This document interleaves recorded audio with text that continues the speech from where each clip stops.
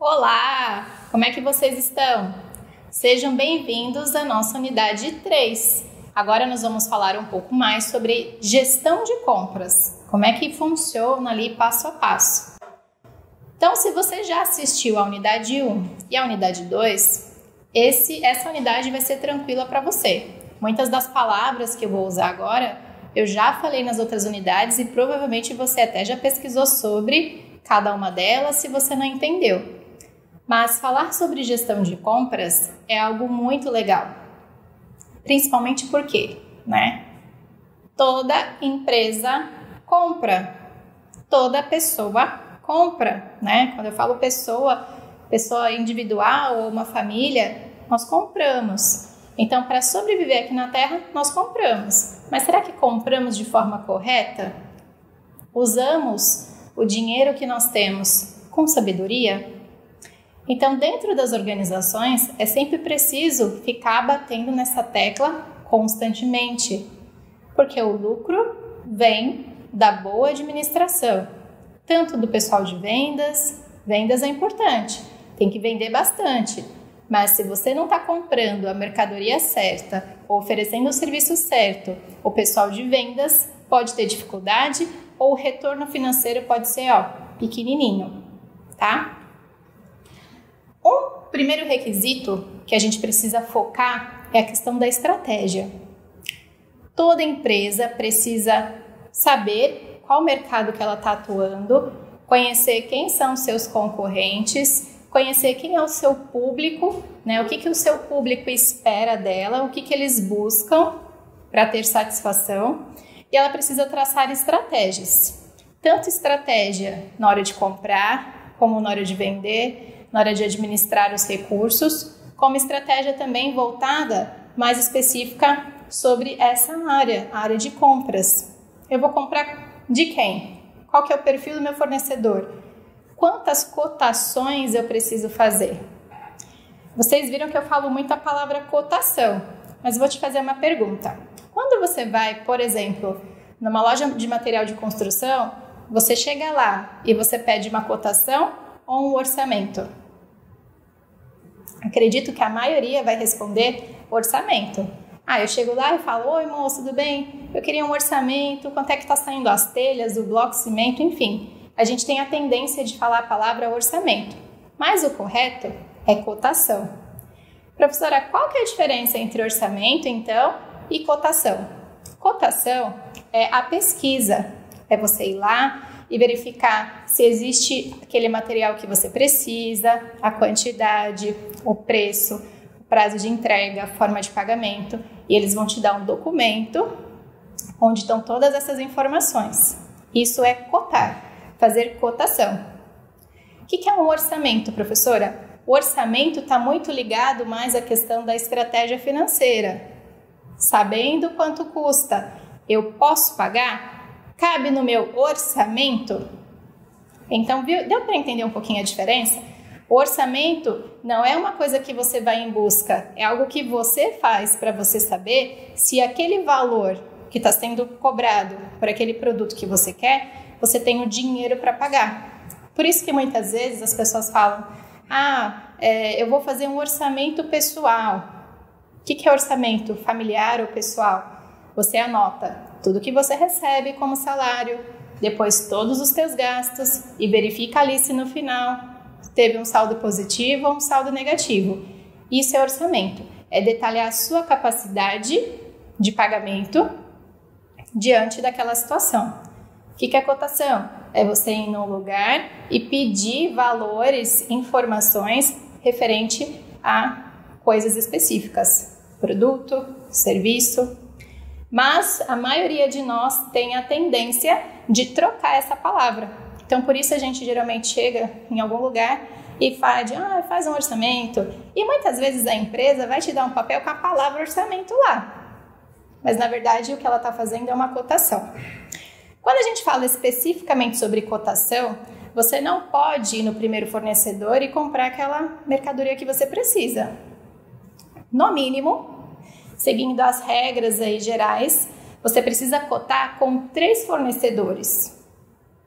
E aí, quando você cota com 3 ou mais fornecedores, você vai poder comparar, ter essa capacidade de saber qual dos 3 é o melhor, qual dos 3 oferece o melhor preço, qual dos 3 te dá uma condição de pagamento mais facilitada, qual dos 3 entrega mais rápido, qual dos 3 tem capacidade financeira de assumir o teu pedido e de entregar o teu pedido. Porque às vezes existem fornecedores, principalmente os novos no mercado, que assumem pedidos gigantescos, mas não tem capacidade de entrega. E aí deixa a empresa na mão.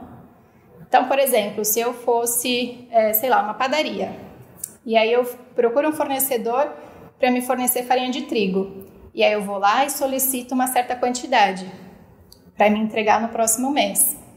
Se ele não tiver aquela quantidade suficiente, porque para mim, para vender, ele vai falar que tem tudo, né? Mas às vezes, na hora lá, quando ele for olhar o estoque, ele não presta atenção, ele não tem o produto ou a marca que eu quero, e aí chega com outro no lugar. Então, e aí? Qual que vai ser o procedimento? Então, você tem que saber se o teu fornecedor tem capacidade financeira para atender teu pedido. Algo que aconteceu comigo essa semana, eu fui numa loja de material de construção, fui lá em várias lojas, né? Fiz as cotações e aí decidi comprar numa loja. Voltei lá na loja. Cheguei lá, pedi a quantidade de metros de piso que eu precisava e tudo certo, paguei e fiquei esperando. Primeiro, atrasaram na entrega. Aí justificaram, não, teve um problema com o funcionário, tal. Tudo bem, né? Eu não tinha contratado o pedreiro, ele não estava trabalhando ainda, eu não tive prejuízo. Mas, quando chegaram no dia seguinte para a entrega, eu faço questão, né, de conferir ali se o que eu paguei realmente estou recebendo. E aí eram para vir 18 caixas de piso, só chegou 16. Eu falei, cadê as outras 2?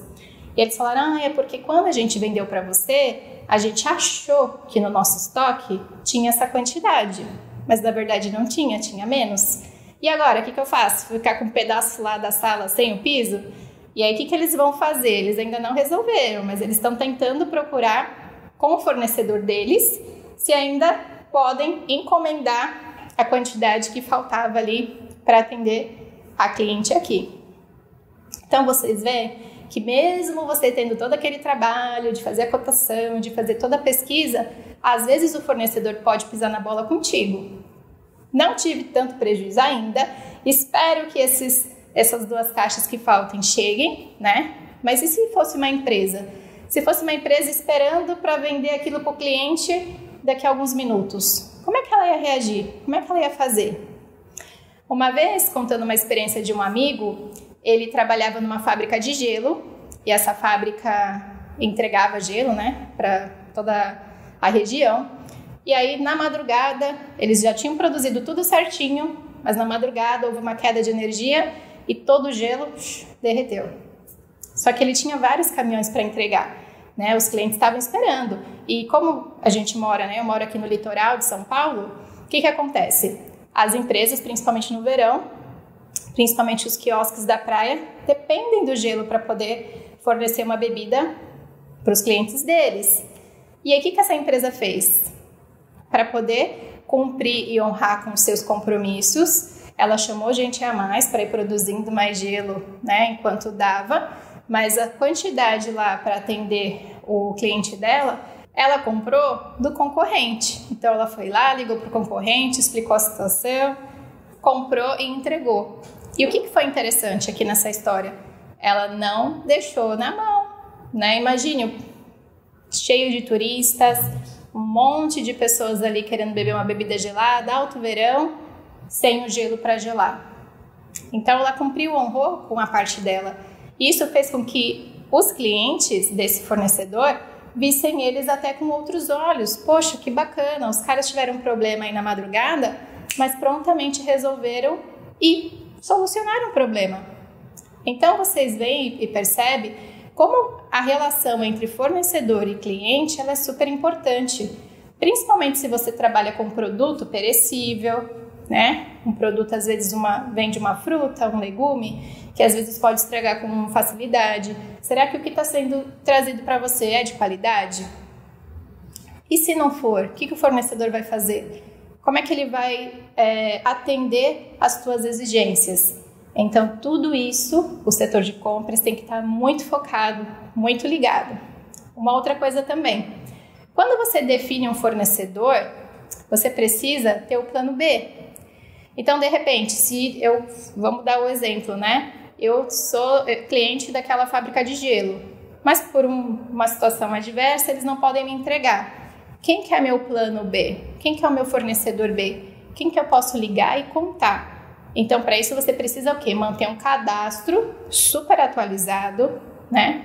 Para que em momentos de emergência você tenha quem recorrer. Então, eu trabalhei no escritório uma vez que faltou folha de sulfite. Olha que coisa, né? Folha de sulfite, professora, você compra em qualquer lugar. Só que era um escritório de comércio exterior, despacho aduaneiro. Os processos, cada um era dessa grossura, né? E aí você tinha que imprimir aquela documentação para entregar na alfândega. E aí? Não tem papel. Por quê? Alguém usou a última caixa, não falou para ninguém, a pessoa do setor de compras não percebeu também que estava faltando, e só na hora que acabou a última folha, foram ver que não tinha mais papel na empresa. E aí corre para procurar nas papelarias mais próximas, o preço 2 vezes maior do que ela está acostumada a pagar com o fornecedor que fornece já grande quantidade. E ali foi uma experiência que a empresa nunca mais quis viver algo parecido. Porque se você, né, a gente vai entrar um pouquinho em logística internacional, nas unidades mais para frente, a gente vai falar sobre comércio exterior. E aí vocês vão perceber que só o detalhe de ter faltado papel poderia ter colocado um prejuízo enorme para o cliente do despachante. Porque se ele não entrega a documentação na hora, no prazo, na Receita Federal, o produto fica parado. O navio vai embora e deixa a tua carga aqui. E aí você vai justificar o quê? Ah, faltou papel na minha empresa? Então, às vezes acha que comprar é algo fácil, que é algo simples, mas, na verdade, o controle tem que ser muito rigoroso em cada item. Mesmo que seja uma caneta, mesmo que seja um papel, o setor de compras tem que estar de olho, focado ali, para não deixar a fábrica parar, a empresa parar por algo que foi descuido de alguém, tá? Essa parte de gestão de compras tem um foco também na redução de custos. Então, como eu falei, comprar de última hora na emergência, você vai pagar mais caro. Mas se eu comprar com antecedência em grande quantidade, eu vou começar a pagar mais barato. É isso que eu tenho que começar a negociar com os fornecedores que eu escolher. Olha, se eu comprar 1.000, quanto que é? Se eu comprar o dobro, 2.000, por exemplo, qual que vai ser o valor? E aí você começar a fazer o quê? Negociação para reduzir os custos. Reduzindo os custos, gerar mais lucro. Isso vai impactar diretamente no resultado da empresa. Lucro é resultado, tá? Professora, mas a senhora só fica falando de lucro, dinheiro, lucro, dinheiro. Gente, a economia é baseada nisso, né? Em saber administrar os seus recursos. E aí é recurso financeiro, recurso material, não ter desperdício, para que você possa crescer com mais facilidade. Na nossa vida pessoal tem que ser assim também. Você vai pedir uma pizza, por exemplo, né? Você vai pedir, eu quero uma pizza, mas você vai comer sozinho. Você vai jogar fora o que sobrar ou você vai guardar? Você está utilizando os teus recursos ali com sabedoria. Então, se você, de repente, convidar mais pessoas, rachar a pizza, eu pago meia, você paga metade. Então, você está economizando ali e também não está tendo o quê? Desperdício, prejuízo. Isso é um exemplo na vida pessoal. Mas para a empresa, a gente segue a mesma linha de raciocínio. Evitando desperdício, evitando jogar produto fora que venceu, evitando, às vezes, fazer promoções porque a mercadoria ficou encalhada na tua prateleira. Por que ficou encalhada? Porque você não pesquisou ou porque você comprou demais. E aí depois você não tem lucro daquilo que você estava disposto a fornecer, a vender, tá? O que é compras? O que é comprar? Qual é a definição de comprar? Então é uma definição super simples. Comprar é o ato de adquirir um produto ou serviço de alguém mediante um pagamento. Então, isso é comprar. Simples, né? Agora, será que todo mundo entende realmente o que é comprar? Muitas pessoas não. Muitas pessoas físicas não. Muitas pessoas jurídicas também não. E aí, o que acontece? Chega na situação do sonho do cartão ilimitado, que é só passar e vai autorizar a compra, mas quando chegar a fatura, não tem recurso suficiente para pagar. Eu me lembrei agora de um filme chamado Os Delírios de Becky Bloom. Não sei se vocês já assistiram. Se não assistiram, eu faço essa recomendação para vocês. A história, né, vou contar assim rapidinho por alto, de uma moça que desde pequenininha era, né, maníaca por compra, adorava comprar, mas quando ela era mais nova, a família não tinha recursos suficientes. Então sempre comprava a peça mais barata, o produto mais barato, e ela não queria, ela queria aquelas roupas luxuosas, as coisas mais vistosas. E aí quando ela cresce, ela descobre, né, que quase todo lugar que ela vai dá um cartão e um limite, oferece um cartão e um limite. E ela chega uma hora que gasta todos os cartões, né, atinge todos os limites e começa a passar nas lojas e o cartão mágico, que ela acreditava que era, na verdade, ela assume ali um compromisso gigantesco e entra numa enrascada. O que é interessante desse filme? Analisar que muitas pessoas agem por impulso. Às vezes, quando você está chateado com alguém, ou você, hoje eu tô mal, o que eu vou fazer? Vou pro shopping comprar. E dentro da empresa acontece isso também. Às vezes alguém da diretoria vai numa feira, né? Vou lá verificar se tem algum produto para minha empresa que sirva, que seja bom. E aí o que ela faz? Sai comprando tudo. E às vezes nem usa. Vamos parar um pouquinho para pensar na nossa vida pessoal. Quantas peças de roupa tem no teu guarda-roupa que você talvez usou uma, 2 vezes ou nunca usou, tá na etiqueta ainda? Será que é bem a necessidade daquela compra? E quando a gente olha para a empresa, é a mesma coisa. Tudo que está dentro da empresa está sendo utilizado? Aquela máquina de Xerox, né? Aquela que copia, que grampeia. Será que a alta tecnologia que ela te oferece está sendo utilizado na sua totalidade, te oferecendo tudo ali que você precisa? A mesma coisa, como eu falei, que acontece na nossa vida pessoal, acontece nas empresas também. Então, às vezes, muitos equipamentos, muitas máquinas que a empresa acha que vai utilizar, ela acaba não utilizando. E se eu tenho algo parado que não produz dentro da minha empresa, aquilo só vai acumulando o quê? Prejuízo.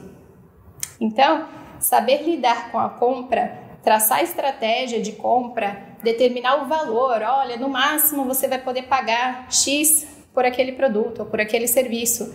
Vai te ajudar a ter um foco de escolher sempre o que é melhor, ok?